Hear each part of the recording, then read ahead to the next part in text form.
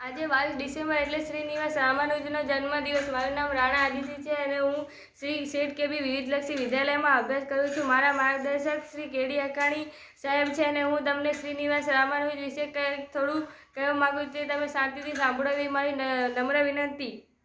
શ્રીનિવાસ રામાનુજનનું નામ સાંભળતા દરેક ભારતીયનું માથું ગર્વથી ઊંચું થઈ જાય છે। તે 20મી સદીમાં એક મહાન અને સૌથી પ્રખ્યાત ગણિતજ્ઞ તરીકે રહી ચૂક્યા છે। શ્રીનિવાસ રામાનુજને બાળપણથી જ ગણિત વિષયમાં ખૂબ જ રુચિ હતી અને તે નાના હતા ત્યારે ગણિતમાં અવનવી શોધો કરીને શિક્ષકોને આશ્ચર્યચકિત કરી મૂકતા હતા। તેમણે કુલ 3900 જેટલા ગણિતના ઉકેલો શોધ્યા હતા। શ્રીનિવાસ રામાનુજનનો જન્મ 22મી ડિસેમ્બર 1887માં તમિલનાડુમાં ઈરોડા ગામમાં તેમની નાનીના ઘરે એક ગરીબ કુટુંબમાં થયો હતો અને તેમનું રહેઠાણ સ્થાન તમિલનાડુમાં કુંભકોણમાં હતું। તેમના પિતાનું નામ અયંગર હતું, જે સાડીની દુકાનમાં એક ક્લાર્ક તરીકે કામગીરી બજાવતા હતા અને તેમની માતાનું નામ કોમલ તામલ હતું, જે એક હાઉસવાઈફ હતા અને મંદિરમાં ભજનો ગવડાવવાનું કામ કરતા હતા। ઈસવીસન 1989માં માત્ર 2 વર્ષની ઉંમરે તેમને શીતળાનો રોગ થઈ ગયો હતો। તેમના વિસ્તારના કેટલાય લોકો આ રોગથી મૃત્યુ પામ્યા હતા, પરંતુ સદનસીબે શ્રીનિવાસ રામાનુજ બચી ગયા હતા।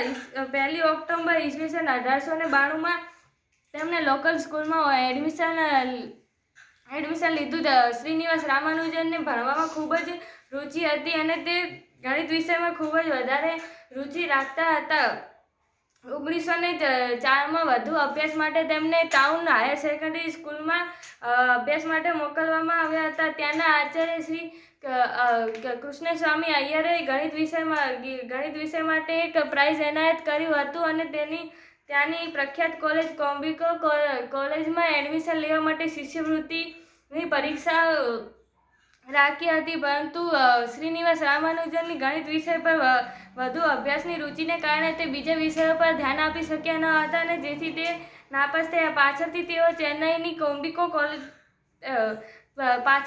ચેન્નઈની પ્રશિક્ષણની કોલેજમાં એડમિશન લીધું। ત્યાં પણ ઈસવીસન 1906માં તેમની ફાઇનાન્સની ડિગ્રી માટેની પરીક્ષામાં તેઓ ગણિતની રુચિને કારણે બીજા વિષયો પર ધ્યાન આપી શક્યા ન હતા અને જેથી તે નાપાસ થયા હતા। 1 વર્ષ બાદ ફરીથી તેઓ નાપાસ થયા હતા। આમ કોઈપણ ડિગ્રી મેળવ્યા વગર જ શ્રીનિવાસ રામાનુજે કોલેજ છોડી દીધી હતી અને સ્વતંત્ર રીતે ગણિતની શોધો કરવા લાગ્યા હતા।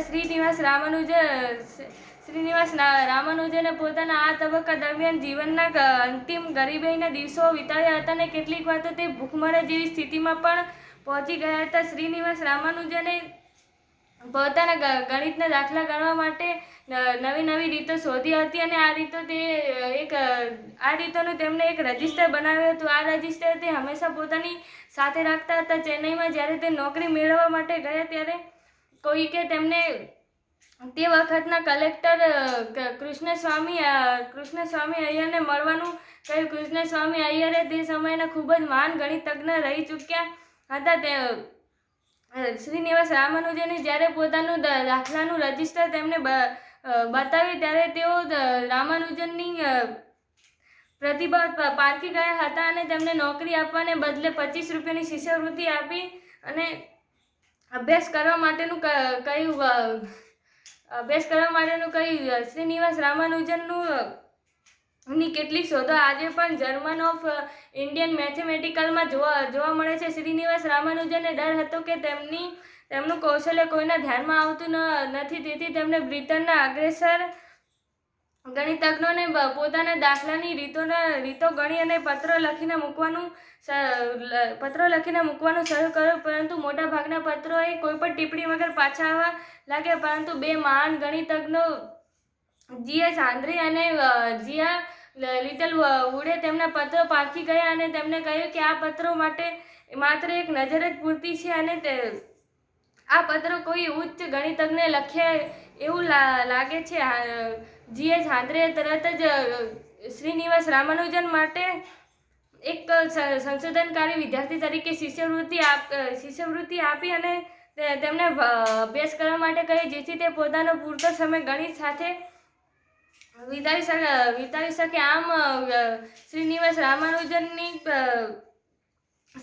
રામાનુજનની પ્રખ્યાતિ પાછળ ડૉક્ટર હાંદ્રેનો ખૂબ જ મોટો ફાળો ગણાય છે. કેમ્બ્રિજથી પાછા આવ્યા બાદ ઈસવીસન 1962માં 26મી એપ્રિલના દિવસે તેમનું ક્ષયના રોગના કારણે દુઃખદ અવસાન થયું. તેમની પત્ની જાનકી દેવીએ ભારતીય પરંપરાઓને આધારે બીજા લગ્ન કર્યા નહીં અને એક વિધવા તરીકે પોતાનું જીવન વિતાવ્યું હતું. શ્રીનિવાસ રામાનુજન જન્મને ઈસવીસન